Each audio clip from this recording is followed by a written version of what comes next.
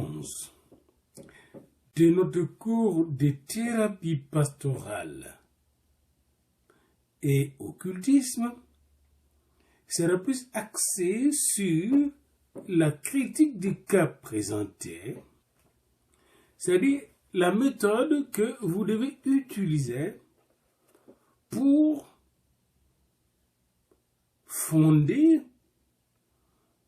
obtenir plutôt l'objectivité de tout ce qu'on vous présente comme confession, comme témoignage des pratiques occultes et de leurs effets. C'est très important que vous puissiez avoir des critères pour fonder l'objectivité de ces choses. C'est pourquoi vous devez aussi comparer ce que vous faites avec ce que font les psychiatres dans ces domaines, nous le verrons, avec ce que font les psychologues dans ces domaines, avec ce que font les parapsychologues, et enfin vous allez comprendre vous-même que dans votre pastoral, vous approchez le phénomène occulte à la lumière des Écritures. Alors, cette leçon s'inscrit donc dans ce contexte d'approche critique, d'approche prudente, et va comprendre pour la première partie au moins deux critiques. La critique méthodologique et la critique par rapport à la psychiatrie. Après, nous verrons dans la leçon qui va suivre, la leçon 12, l'approche critique par rapport au point de vue psychologique et au point de vue parapsychologique. Et enfin, la leçon 13 va examiner les phénomènes occultes à la lumière des saintes Écritures. Commençons par la critique méthodologique. Qu'est-ce que nous entendons par critique méthodologique? C'est le fait d'avoir une méthode pour établir la véracité des choses qu'on vous dit pendant les confessions occultes et de tout ce qui se passe pendant la délivrance. Le premier devoir de la critique est de contrôler l'authenticité des renseignements fournis pendant la cure et aussi à travers une recherche de la vérité sur les choses occultes. Quelle est l'authenticité des choses que on vous dit, que le confesseur ou la victime des choses occultes vous dit? Est-ce que c'est vrai ce qu'il dit? Voilà. Vous devez vérifier cela pour éliminer aussi complètement que possible les sources d'erreur que nous allons voir.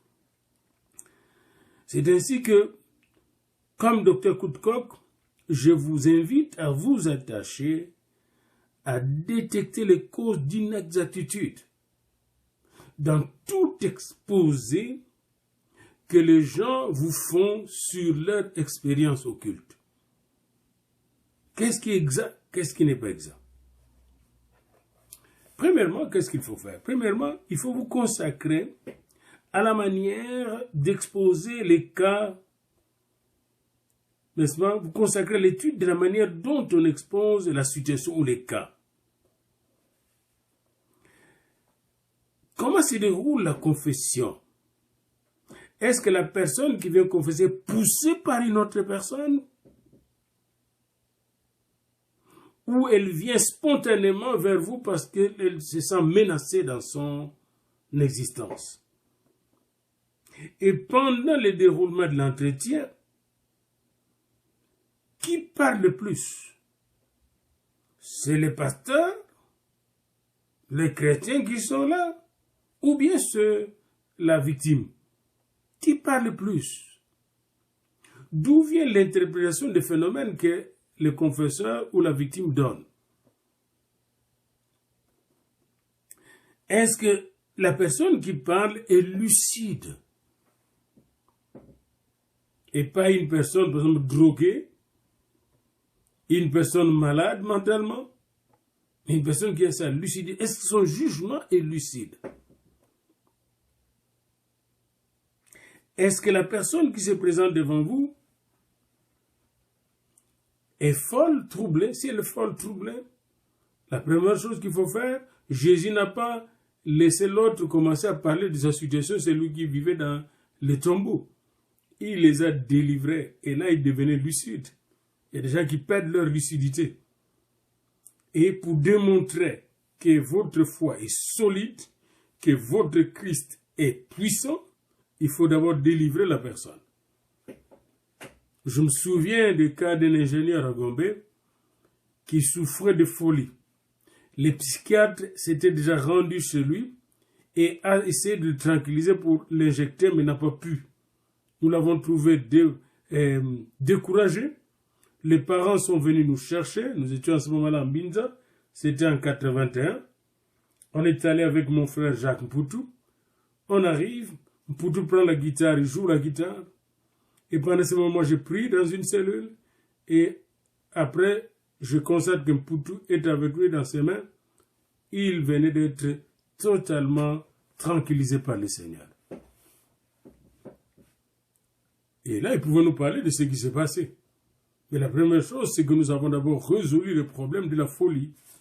Et seul Dieu peut nous aider à résoudre ces problèmes en neutralisant les esprits qui l'attaquaient.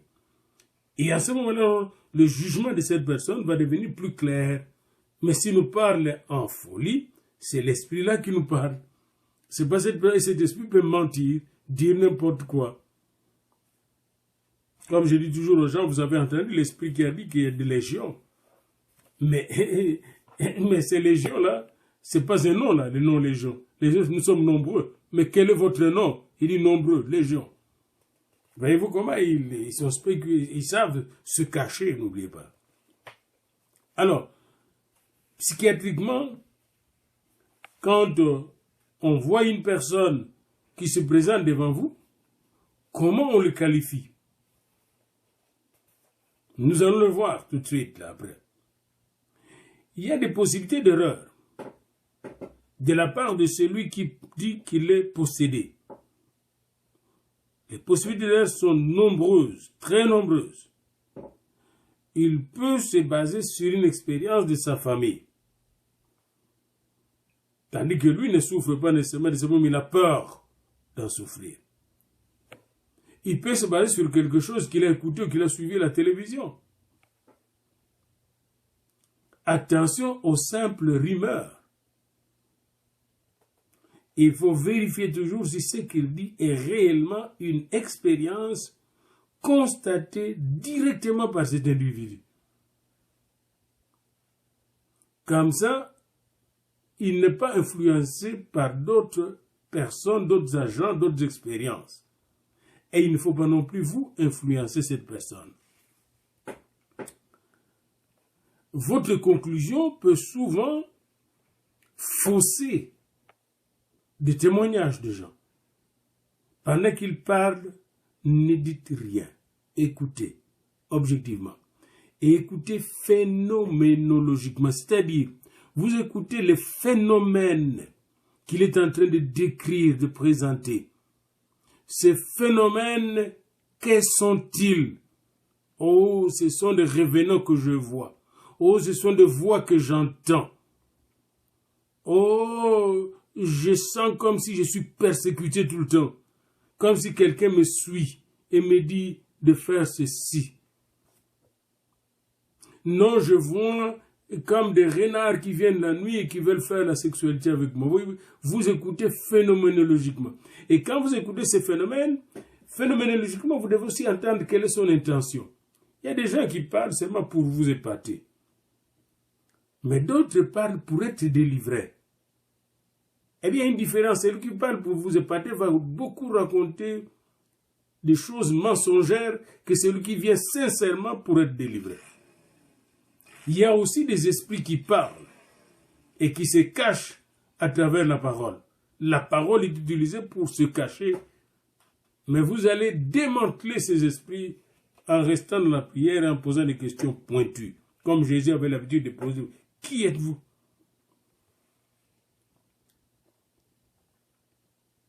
N'oubliez pas que pour les gens qui sont possédés et qui pratiquent l'occultisme, ils ne savent pas que ce qu'ils font est nuisible. Jusqu'à ce qu'on leur demande, par exemple, leur âme.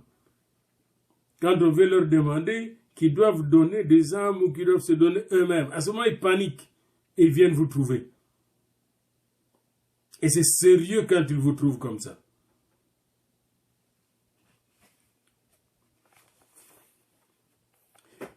Il faut essayer de réduire au minimum les sources d'erreur liées à la méthode de sélection de l'information qu'on vous présente. Et c'est pourquoi quand vous écoutez, vous devez voir si la personne parle de façon spontanée ou elle essaye de créer elle-même un récit. Là, vous sélectionnez. Quand la personne parle spontanément, vous l'écoutez et il revient un autre jour la même chose spontanément. Il ne change pas son discours. Une troisième fois, spontanément, il ne change pas. Là, vous êtes sûr. Et d'ailleurs, même la première fois, vous pouvez attester l'authenticité d'un témoignage, d'une souffrance, d'une détresse, d'une maladie psychique, etc. Et quand vous allez écrire, lorsque vous faites des notes, vous devez écrire ce que vous avez entendu. Parce que vous voulez que les gens entendent. Il y a beaucoup de choses que je vois même dans le rapport des stages des étudiants. J'entends plus de choses qui sont venues de leur tête que ce qu'ils ont écouté, reçu. Je l'entends. Puis ça ne me donne pas le goût d'avancer avec de tels étudiants parce qu'ils ne savent pas qu'ils trichent avec une situation délicate de personnes. N'inventez pas. Jésus n'inventait pas les situations. Alors, un phénoménologue, il voit le phénomène tel qu'il se présente devant lui. Et l'état de la conscience qui se présente devant lui. Et quand vous êtes phénoménologue, vous devez aussi regarder quelle est l'intention de la personne qui vous consulte. Dans le même cadre méthodique, il faut également poser la question suivante. Au sujet de ces livres, basés sur au moins 600 cas, est-ce que cela est suffisant par rapport à d'autres ouvrages dont il donne l'exemple à la page 189, basés sur des milliers d'autres cas, des milliers de cas, avant de tirer la conclusion? Ce n'est pas la grande quantité de cas qui compte, mais c'est la qualité de l'objectivité de l'analyse qui compte et de l'écoute. Si vous avez bien écouté un schizophrène, un dépressif, un psychotique, un lunatique, comme Jésus avait eu ces deux lunatiques-là, et que ce lunatique, ce schizophrène, est parvenu à vous montrer comment il est devenu lunatique, schizophrène, psychotique, dans son anamnèse de l'occultisme, c'est l'histoire de son occultisme. Alors, vous êtes dans la voie de l'objectivité. L'objectivité ne sera pas parfaite, absolue, mais au moins la visée d'objectivité est là. Ceci dit, après avoir parlé de méthode, de l'objectivité, de l'authenticité, de la lucidité du jugement de ceux qui viennent vous consulter, il y a un deuxième problème que nous allons examiner dans cette leçon 11, c'est l'emprise occulte examinée du point de vue psychiatrique. Et puis nous verrons l'emprise occulte examinée du point de vue psychologique. Et voyons d'abord dans cette leçon l'emprise occulte examinée du point de vue psychiatrique, toujours par rapport au point de vue spirituel, au point de vue de la pastorale biblique. Alors nous verrons d'abord la ressemblance entre le point de vue psychiatrique et le point de vue biblique, puis nous verrons la différence et nous verrons le contraste. Ressemblance, différence, contraste. Ressemblance. En respectant les restrictions établies ci-dessus, c'est-à-dire les restrictions entre la psychiatrie, la psychologie, la parapsychologie et la pastorale biblique, si nous respectons la différence entre l'approche psychiatrique des individus en détresse psychique et l'approche pastorale, voici ce que nous pouvons entendre des psychiatres lorsqu'ils voient des gens en souffrance, en détresse psychique. Le psychiatre va utiliser des concepts de maladie tels que les hallucinations. Il s'agit de dépression, des obsessions, des états épileptiques. Et il y a des ressemblances avec ce que nous allons voir sur le plan pastoral. Sauf la différence et la cause. Nous verrons ça. Alors, les hallucinations. La psychiatrie connaît le phénomène des hallucinations. Troubles des sensations, de la perception. Dans les maladies suivantes, hyperthyréose, délire fébrile dans les maladies infectieuses, traumatisme crânien, lésions des organes sensoriels, toxicose, maladie du tronc cérébral, schizophrénie, psychose d'intoxication. Dans toutes ces maladies, les psychiatres voient qu'il y a des troubles des sensations et les troubles de la perception. En fonction donc des 5 sens, le psychiatre va distinguer les hallucinations auditives, visuelles, gustatives, olfactives et tactiles. Contrairement aux illusions qui ne sont que de confusion pathologique et des altérations des sensations, les hallucinations sont des perceptions sans excitation extérieure. La personne voit des choses qui ne sont pas là. Et un résumé de données statistiques montre que les séquelles de l'occultisme sont les suivantes. Chez les conjurateurs et leurs patients se développe une clairvoyance généralisée, des hallucinations visuelles. Chez ceux qui ont fait le pacte de sang ou pacte avec le diable, on voit que ces pratiques favorisent les visions des revenants. Alors on va dire que ce sont des hallucinations, mais nous savons que cette hallucination, c'est une position démoniaque. Chez ceux qui pratiquent le spiritisme et les consultations répétées de devins, on voit qu'ils ont des apparitions. Souvent, ils voient des apparitions, ils entendent aussi des voix. Les psychanalystes et les psychiatres vont entendre des gens qui entendent des voix. On dit, c'est un schizophrène, il entend des voix. Il entend des voix, il entend des voix. La ressemblance. Nous aussi, ils vont dire, j'entends des voix. Et après, nous posons la question, mais est-ce que vous avez pratiqué l'occultisme? Oui, nous savons que c'est le démon qui est entré par là. Et nous pouvons prendre l'autorité sur ces démons. Les dépressions. Quand le psychiatre dit, il est déprimé. En médecine interne, en psychiatrie, il y a beaucoup d'affections qui entraînent des dépressions. Par exemple, plusieurs maladies que vous allez regarder qui entraînent des dépressions. Quelqu'un qui souffre de l'asthénie prononcée, il a également une manifestation de la folie maniaco-dépressive. On va dire, tel est déprimé parce que sur le plan physiologique, voilà, il a une maladie qui le déprime. Mais on a constaté des dépressions dans tous les cas d'activité occulte. Alors on conclut aussi que quand il y a une dépression, on doit vérifier si la personne n'a pas pratiqué l'occultisme ou subi l'influence occulte. Troisièmement, après les hallucinations, les dépressions, viennent les obsessions, des idées délirantes. Les obsessions et les idées délirantes. Ces phénomènes de l'obsession et des idées délirantes se rencontrent dans les cas de plusieurs autres maladies neurologiques,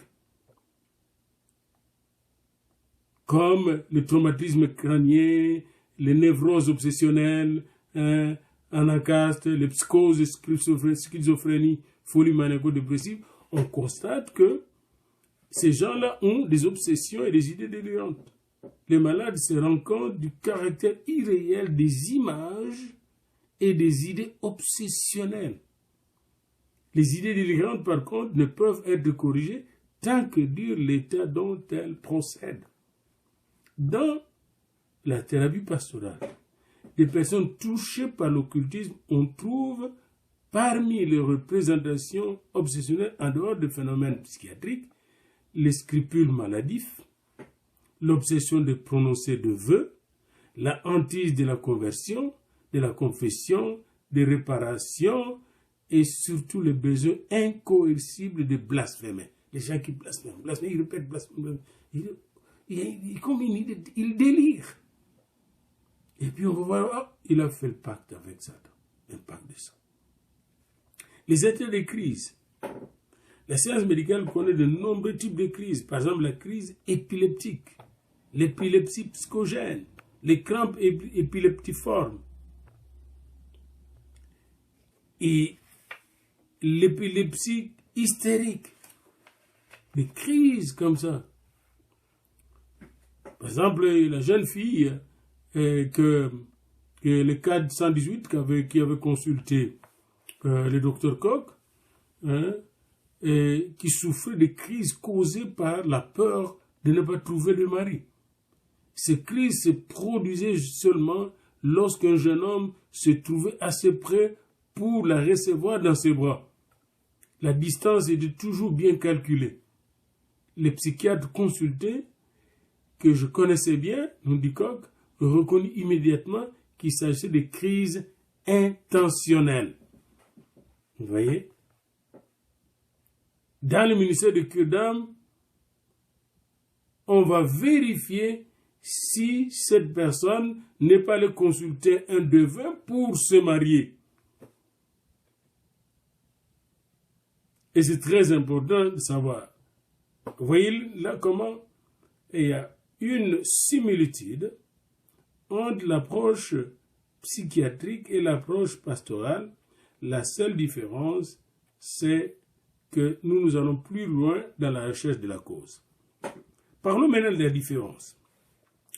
La similarité relevée entre les quatre états des maladies étudiées, c'est-à-dire les hallucinations, la dépression, les obsessions et les idées délirantes et les états de crise, la similarité là n'est pas absolue, en particulier en ce qui concerne les hallucinations et les états de crise. Dans les détails apparaissent des caractéristiques spécifiques. La différence essentielle entre deux types de troubles réside dans le fait que les phénomènes occultes sont subis par des personnes par ailleurs saines d'esprit. La personne est saine d'esprit, puis va pratiquer l'occultisme et devient malade mental. C'est ça la différence. Vous voyez? Et nous, directement, nous allons chercher qu'est-ce qui a entraîné cela. Contraste. Les diverses causes de troubles psychiques nécessitent un diagnostic différencié et par là une thérapeutique spécifique. Un adage à force de loi en médecine, le Dieu place le diagnostic avant le traitement. Et ça, c'est dangereux. Il ne faut pas placer le diagnostic avant le traitement. Ça sera un grand contraste du point de vue scientifique. Il faut commencer par l'écoute. personne ne songe a priori à mettre en doute ces tests. Commencez par l'écoute. Les maladies psychiques cèdent parfois. Vous voyez la personne qui parle et vous savez vous-même qu'il y a un démon derrière. Comme Jésus n'avait pas besoin d'écouter longuement la personne qui vivait dans le tombeau, qui vivait dans un cimetière. C'est clair que cette personne était possédée. Les psychiatres pouvaient spéculer comme ils veulent. Et là, il y a un grand contraste. Pendant que la médecine spécule, cherche, nous voyons par la grâce de Dieu. Nous voyons par les effets qui sont devant nous. Il y a un contraste. Il n'y a pas qu'une différence, mais un contraste entre la science de Dieu et la science humaine. Les phénomènes occultes examinés du point de vue psychologique.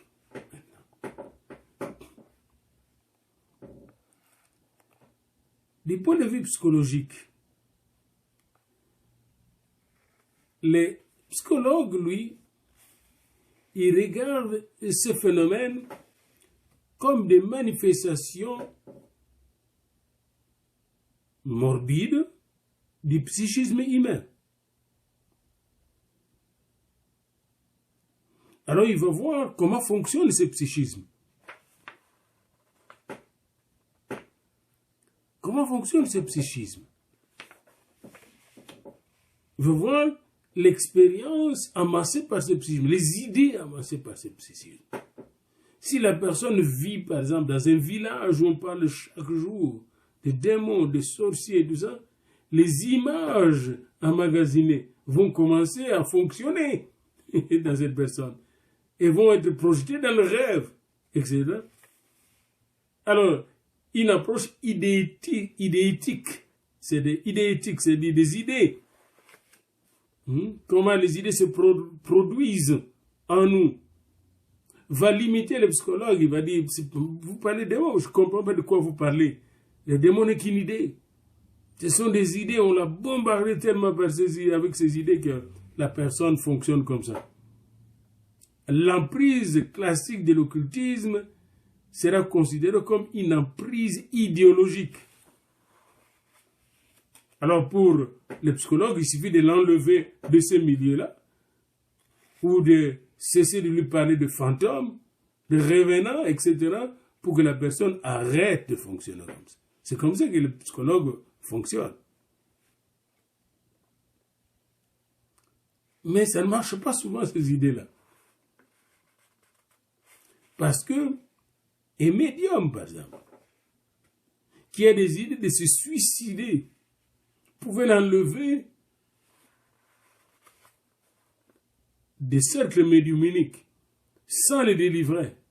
Il va connaître avoir ces idées de se suicider.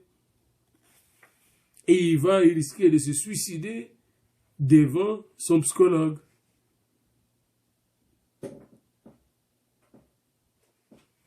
Alors c'est très important pour nous d'établir cette grande différence entre une approche psychologique et une approche biblique des maladies mentales, de souffrances et de détresse psychique causées par l'occultisme.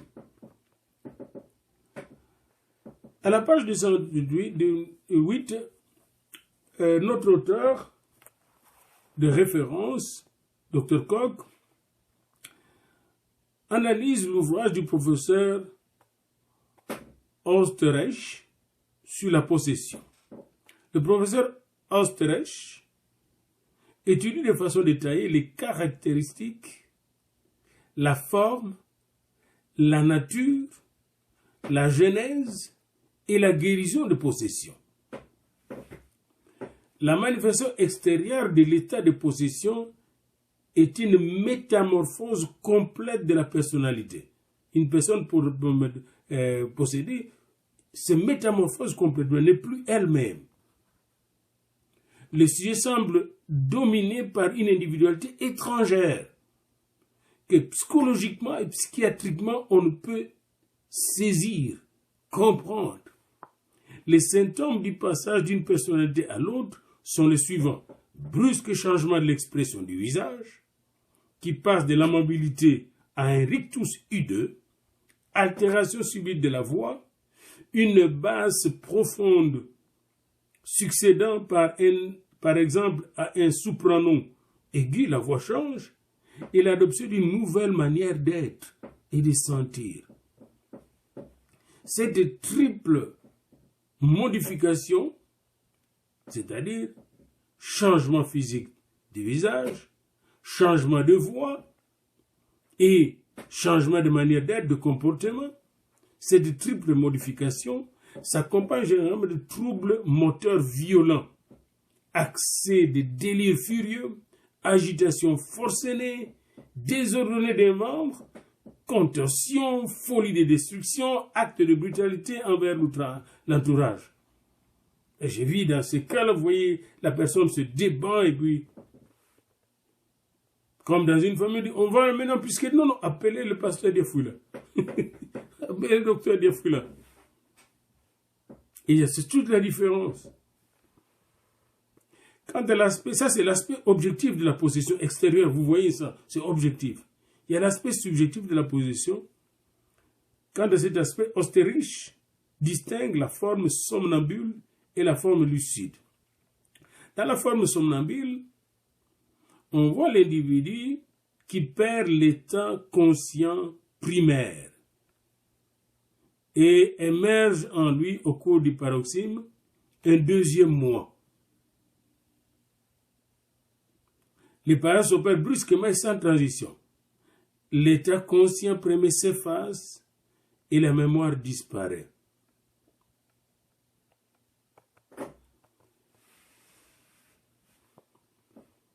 Dans la forme lucide, vous voyez la personne est là, puis elle est en train de faire des choses incroyables.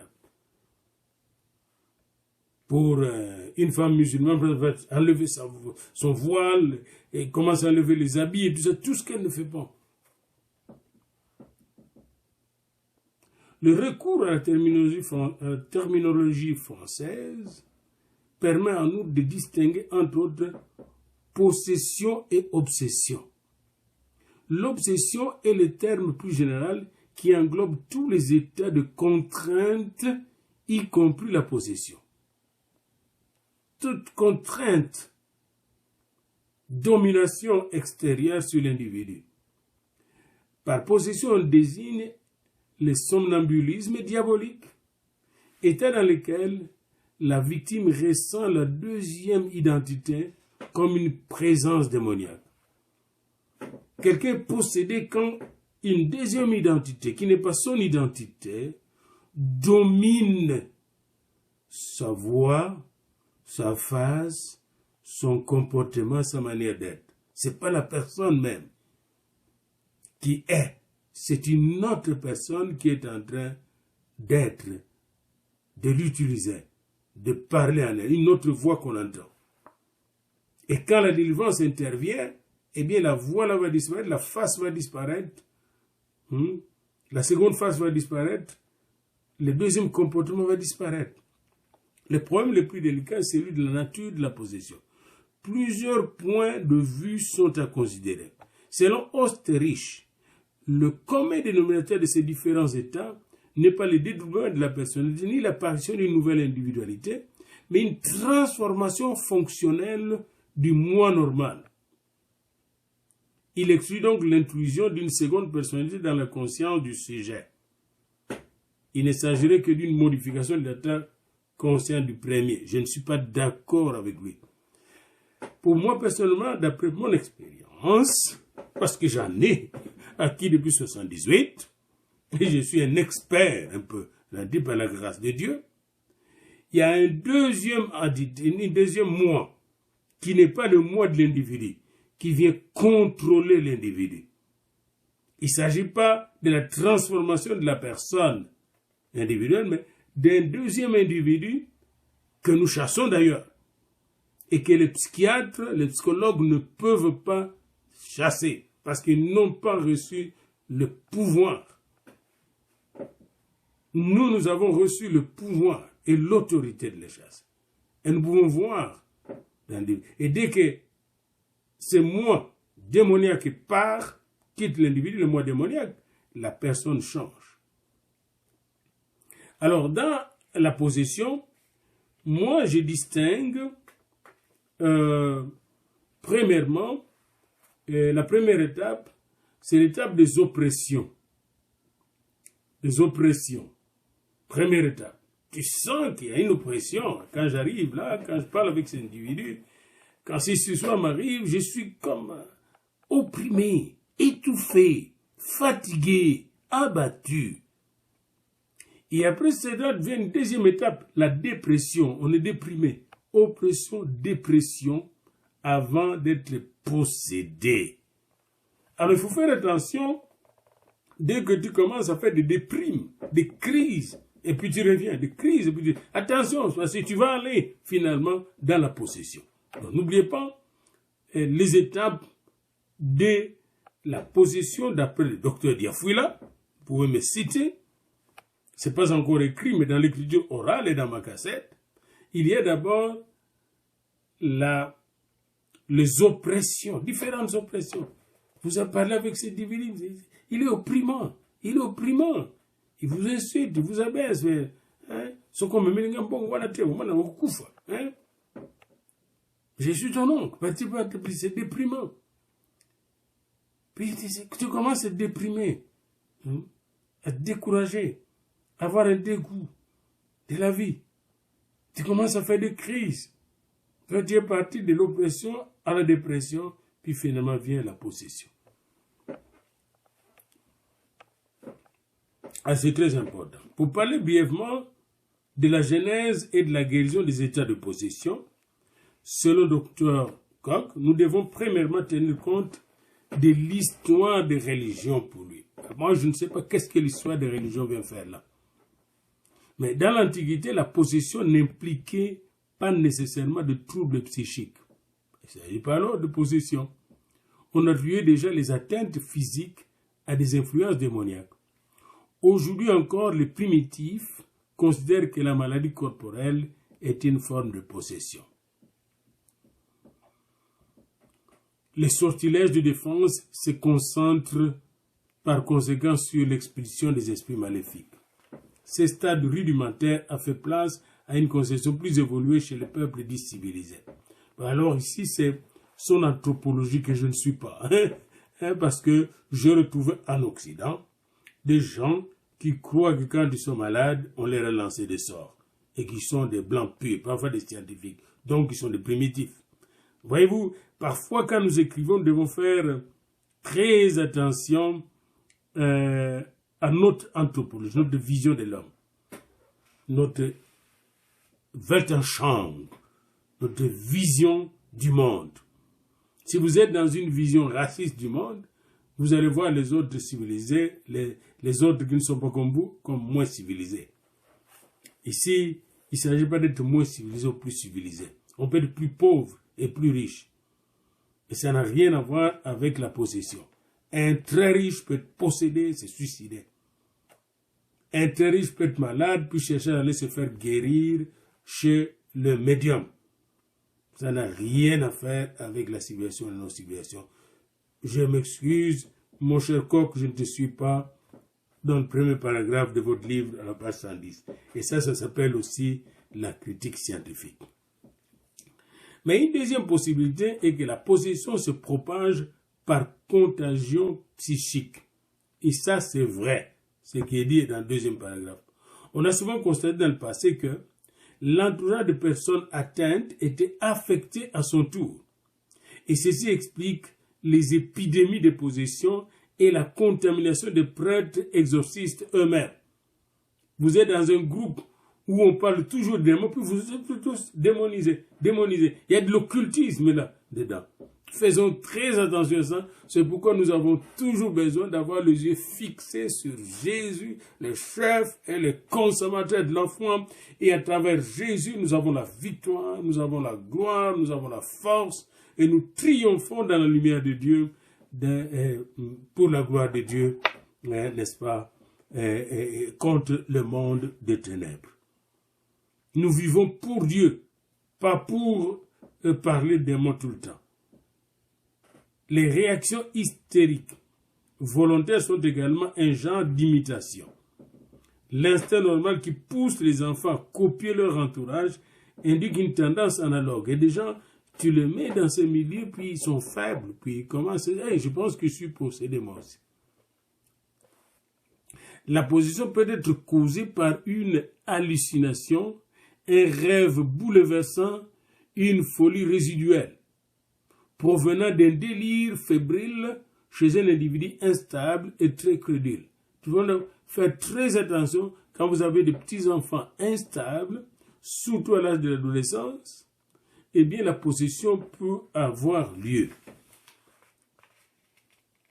La possession peut intervenir aussi à travers la perversion sexuelle. C'est-à-dire qu'un homme sain, une femme saine, se met avec un individu qui est possédé. Eh bien, ces esprits qui sont dans cet individu sont transférés à l'autre. C'est une possibilité. Regardez les cas de Samson dans le livre des Juges. Samson qui était un grand, rempli du Saint-Esprit et de l'essai de sa mère. Regardez comment il va finir chez le Philistin. Comment l'esprit de mort vient d'entrer en lui pour le détruire. C'est très très important et comment il menait une vie sexuelle débridée. Paul parle du fait que nous sommes les temples du Seigneur. Nous ne devons pas devenir les temples de Satan. Il y a aussi l'ouvrage de M. Prince sur le dédoublement de la personnalité. Et cet ouvrage est étudié sur le plan neurologique et nous amène à poser 5 problèmes qui retiennent particulièrement notre intérêt. Premièrement, la nature du dédoublement de la conscience, la cause du dédoublement de la conscience, la médiumnité, les effets psychiques, les différences par rapport aux psychoses, et nous allons atterrir à l'heure de la pastorale de ces gens qui se dédoublent. Mais ce prince examine la nature du dédoublement de la conscience, chez une étudiante neurasthénique, qui est souvent fatiguée, découragée, abattue, suicidaire, mademoiselle Beauchamp. Après un choc psychologique, sa personnalité subit un changement si profond que momentanément elle perdit le souvenir de certaines connaissances, celle de la langue française par exemple. La structure de son psychisme se désintégra et son champ de conscience se scinda en 3 ou 4 niveaux différents. Après une étude approfondie, M. Prince parvint aux conclusions suivantes. Le dédoublement de la conscience signifie une cessation de l'activité des centres cérébraux et des noyaux centraux, et par conséquent une rupture entre les différents centres. Nous avons des centres de coordination dans notre cerveau. Des centres qui coordonnent nos mouvements, des centres qui coordonnent la parole, le goût, etc. Alors s'il y a un désordre au niveau de notre cerveau, eh bien c'est causé souvent par un problème que nous avons. Entre autres, le dédoublement de notre conscience. L'inconscient peut assumer le rôle d'une véritable personnalité autonome et se manifester dans une action commune. À ce moment, l'inconscient commence à diriger la conscience. Alors, il ne faut pas nécessairement assimiler le moi hypnotique au subconscient. En ce qui concerne la cause d'une telle dissociation, une réponse a déjà été indiquée, selon notre auteur. C'est un ébranlement psychique provoqué chez Mademoiselle Beauchamp par un processus de dislocation de la conscience primaire.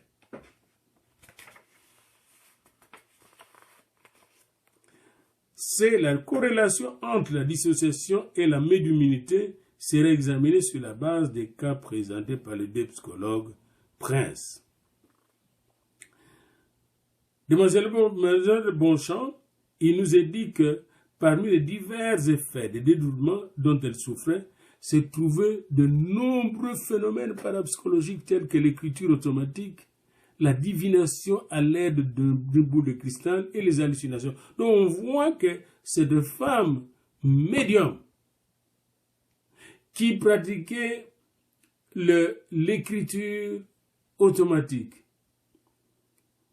qui étaient objet de plusieurs expériences parapsychologiques, a eu un dédoublement de la personnalité causé par l'occultisme.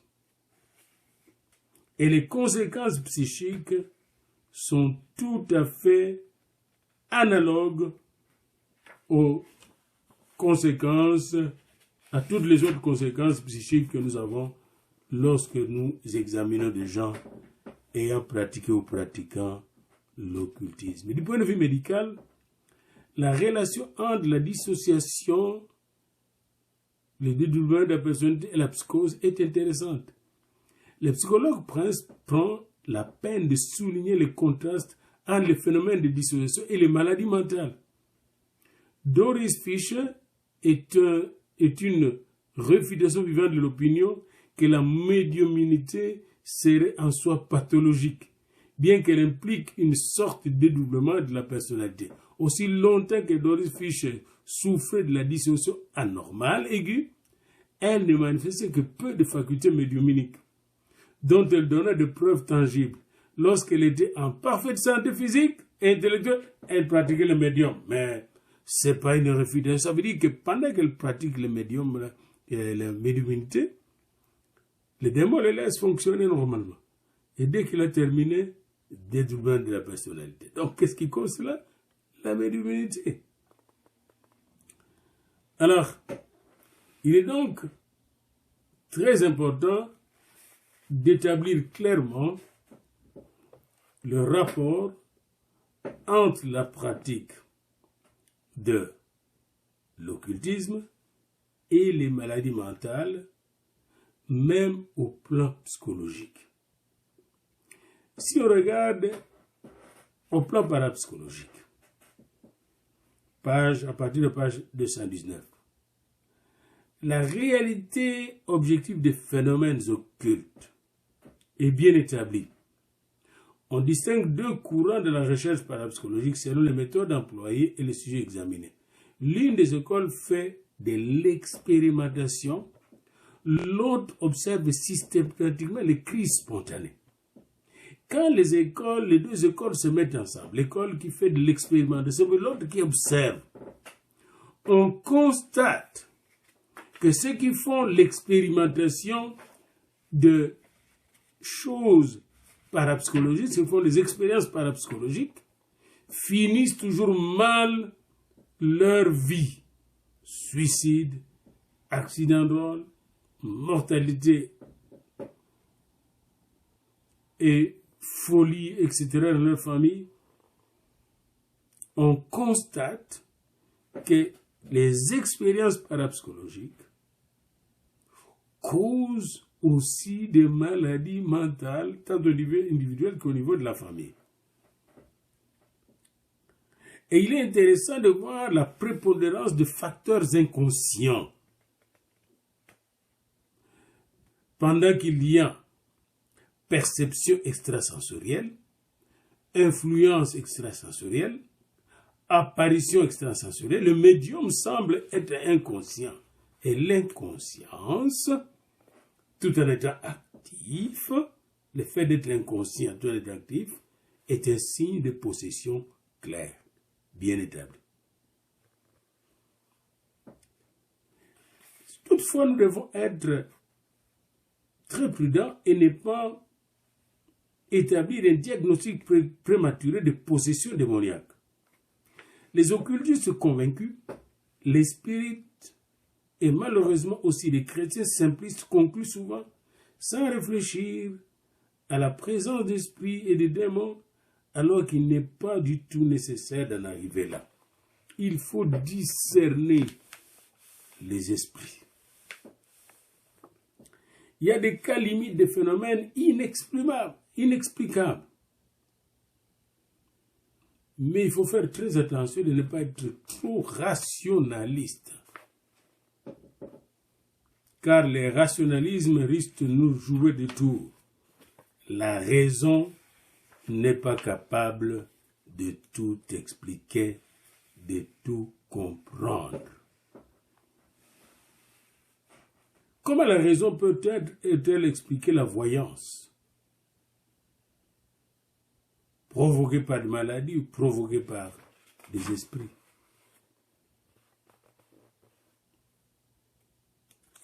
Comment la raison peut-elle expliquer la médiumnité? La raison peut-elle expliquer la cartomancie, la chiromancie, etc. La raison ne peut pas expliquer l'existence de démons. C'est irrationnel. Mais les limites de la raison humaine ne constituent pas une preuve de la non-existence de quelque chose qui échappe à cette raison. Il y a des réalités qui transcendent la raison humaine, qui dépassent la raison humaine. Et cette transcendance, nous pouvons la découvrir bibliquement, et c'est là que nous concluons cette leçon. Après avoir passé en revue toutes les tentatives d'explication tirées de la psychiatrie, de la psychologie, de la parapsychologie, voire même de la philosophie de l'esprit, nous sommes préparés à examiner ce qu'est la transcendance selon la Bible. C'est-à-dire ce qui est au-delà, ce qui transcende. Nous nous en tiendrons d'abord à des témoignages laïques, conservant pour une section ultérieure ce que l'Écriture dit elle-même à ses propos. Donnons la parole au témoignage direct. On ne sait trop ce que penserait le professeur Oesterreich, que nous avons déjà cité, en voyant des recherches interprétées dans un sens tout nouveau. Sa documentation à propos de la possession est franchement classique, à tel point qu'on ne saurait trouver mieux dans la littérature psychologique occidentale, peut-être. Parce que nous avons d'autres littératures chez nous en Afrique et aux États-Unis qui dépassent de loin les publications du Dr Oesterreich. Le problème est de savoir si la possession est uniquement un processus psychosomatique subjectif ou si elle est déterminée par des sources d'activité surnaturelle. Moi, je vous dis, c'est tranché. La possession n'est pas uniquement un processus psychosomatique, subjectif, mais c'est un processus déterminé par des sources d'activité surnaturelle et démoniaque. Alors, je n'ai même pas besoin de faire de longs discours là-dessus. Tout ce que le professeur Koch dit depuis la page 237 jusqu'à la page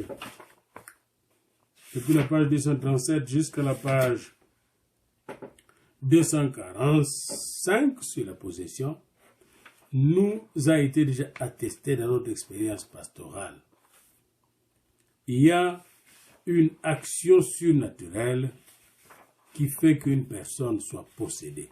Et cette action, c'est de la part des ennemis de nos âmes.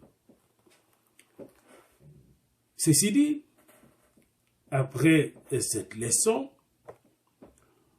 cette 11e leçon, nous aurons une 12e leçon qui portera sur les phénomènes occultes.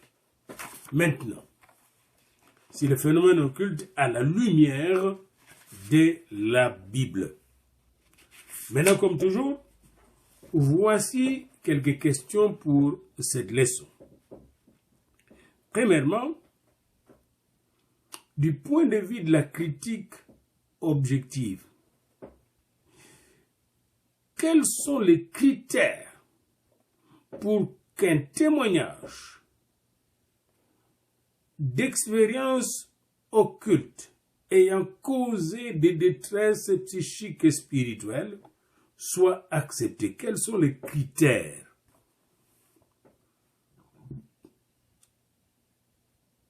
Deuxième question. Comment les psychiatres expliquent les hallucinations, la dépression, les obsessions et les idées délirantes et les états de crise comme la crise épileptique? Comment les psychiatres expliquent les hallucinations, les dépressions, les obsessions, les idées délirantes et les états de crise? Montrer la différence entre l'explication psychiatrique et l'explication pastorale. Troisième question. Les phénomènes occultes, examinés du point de vue psychologique. Les phénomènes occultes, examinés du point de vue psychologique, se manifestent-ils comme des possessions démoniaques du point de vue psychologique? Si oui, comment? Sinon, pourquoi? Les phénomènes occultes examinés du point de vue psychologique se manifestent-ils dans les discours du psychologue comme étant des manifestations occultes, oui ou non?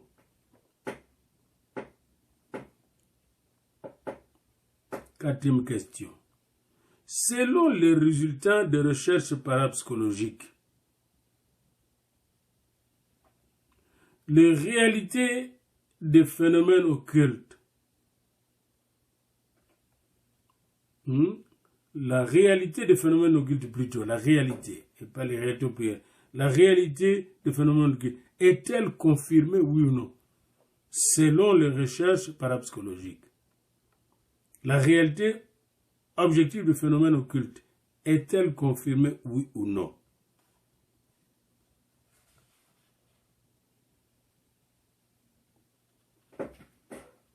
Et enfin, la dernière question pour ce chapitre. La possession est-elle une réalité subjective et imaginaire causée par des phénomènes psychosomatiques ou une réalité objective provoquée par des phénomènes extra-naturels? La possession est-elle un phénomène causé, subjectif, causé par